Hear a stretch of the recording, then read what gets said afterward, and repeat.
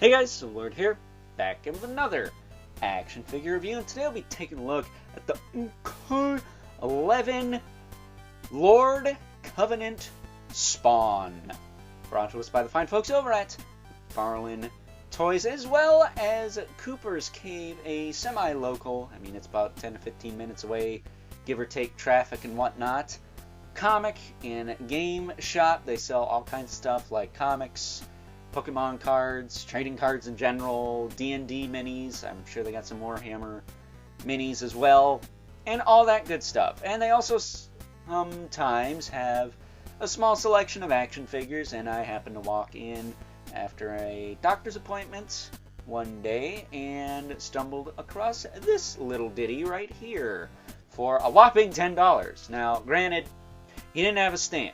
I'm using a DC Multiverse stand because that's the closest thing I had, and quite frankly I don't even notice the DC logo on it, so it just looks like a black stand to me. So let's just say for this review it gets the job done.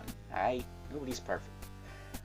That said, what he did come with is his lone accessory, his mighty sword, which perplexes me because I thought he had the club, but no, in fact he comes with the sword. It's even got the blue on the handle.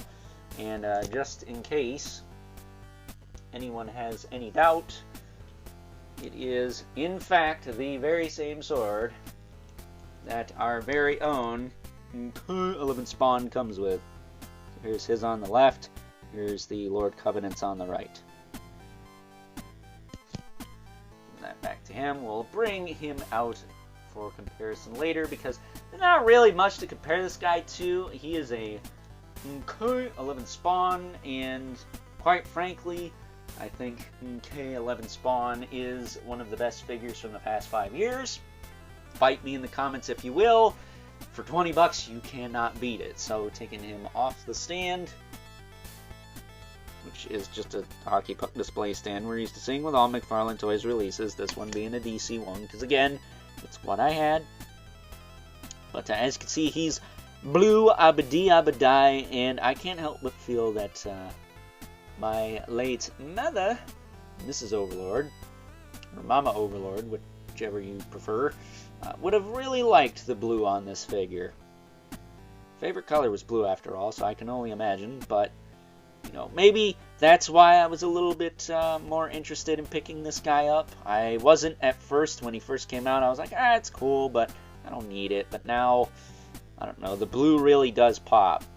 Like, if that was a black light, that might actually glow. And then he's got like a gray cape this time around. I think like gray armor bits, pouches and things, and his gray boot down there. And pretty tight joints for a variant. Now, on this channel, I've looked at the Blood Feud Hunter Spawn and the Bloody Classic Spawn from this line, or as I like to call it, the Bloody Classic. Gotta say it in a British accent to make it funny. Sorry to all my viewers in the UK and whatnot, but I think that's funny. And they use the same exact mold as this guy, but they feel a little looser in the torso than this guy does. This guy, it's not perfect, but it's not loose. It's okay. Gets the job done. Doesn't have a ton of flop, I guess. And then we also had the Commando and the Malefic and the Shadow of Spawn, but those are different molds. The other ones are closer to the original mold, so that's why I mentioned them instead. That said, I also have a grenade launcher that's like a blue metallic. That'll look good with this guy. I think it came with that King Spawn from Spawn's Universe, one that came with the little demon minions. Shout out to Evil Villain for the hookup on that one. But at any rate, his articulation, it's the same as the other ones, but I'll run it down anyways, because it's been like almost a year since I looked at this figure, sculpt, mold, whatever. But his head will rotate, look up a decent amount, down a decent amount, tilt side to side. Collar is soft, so don't get out of your way. Shoulders will move up, back down, forward and back, bicep swivel, double elbow. Well, you're not going to get much out of that side, but try the other side. He does have the beautiful butterfly. Does not appear to be as stuck on this one. as it is on some of the others that I have. Although I will say, getting it to kick back is a little tough. I can't really get it to kick back, like, at all right now. What the heck? Depends. You really got to shift the shoulder around and get in the right position, but it can be done. This one works a little better. So, there you go. It's got the beautiful butterfly, but it is hindered, understandably so. Double elbow, that works fine. Ball hinge wrists. Nice and tight on it, look at that. Nice and tight. And they do rotate. I already went over the torso. The waist does twist. That's fine and dandy. You can kick forward, back, out. Woo! Kick out more than the other ones, I think. That said, his diaper does get stuck underneath his legs sometimes. I think that's a new thing for me with this mold. Oh yeah, it like barely goes over his legs. Interesting.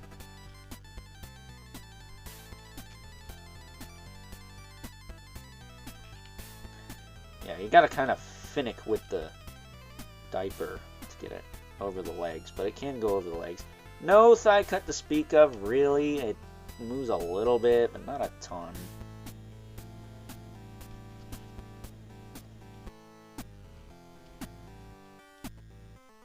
Yeah, that doesn't really stick out very far, does it? He does have a double knee. That works fine, even with the big boot. And ankles. Nice tight ball hinges. And since they're balls, I didn't get to the same dang piece. So screw you, all you sculpted ankle joint elitists. You're a bunch of chuds. He does have a rocker. Toe hinge, which isn't too bad. He's got peg holes at the bottom of the feet, of course, for the hockey puck display stand that he would normally come with, but since I bought it loose, he doesn't have it, but it's not that big a deal. It's not like I don't have Mortal Kombat stands, but I did hit up Evil Villain, because he used to have the bloody one there, the Blood Feud Hunter, the white one there.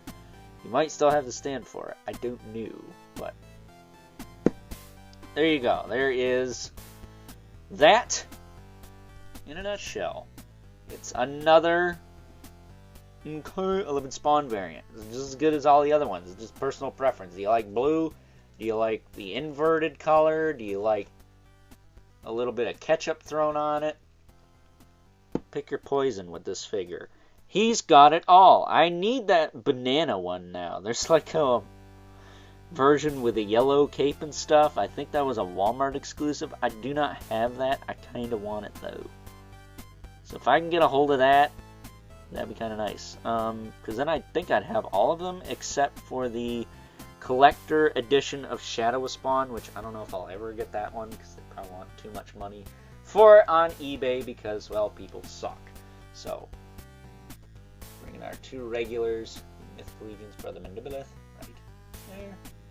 And the infamous OG, the one who kind of kickstarted this channel during the height of the pandemonium that was the pandemic, the infamous 11 Spawn. Might as well be a channel mascot at this point. I know, what is it, Dan Who's got the Who Crew? I got these two in all my videos, though I don't have a bunch of lore behind them. I don't think I really care to do that, but if that's something you guys are interested in, I guess I can figure something stupid out to do.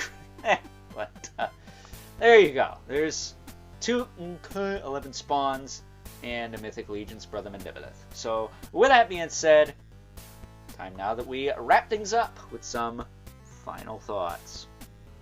Overall, unlike many a 11 Spawn variant, you can't go wrong for good old Lord Covenant here, especially for the price that I paid a whopping $10 at, again, local comic and game shop, Cooper's Cave. Yeah, he didn't come with the stand. I'll take care of that at some point, but this was a Spawn I didn't have. Now I have it. I didn't pay a whole heck of a lot for it, so I'm happy. So with that being said, I hope you guys enjoyed this review. Until next time, I'll catch you guys later.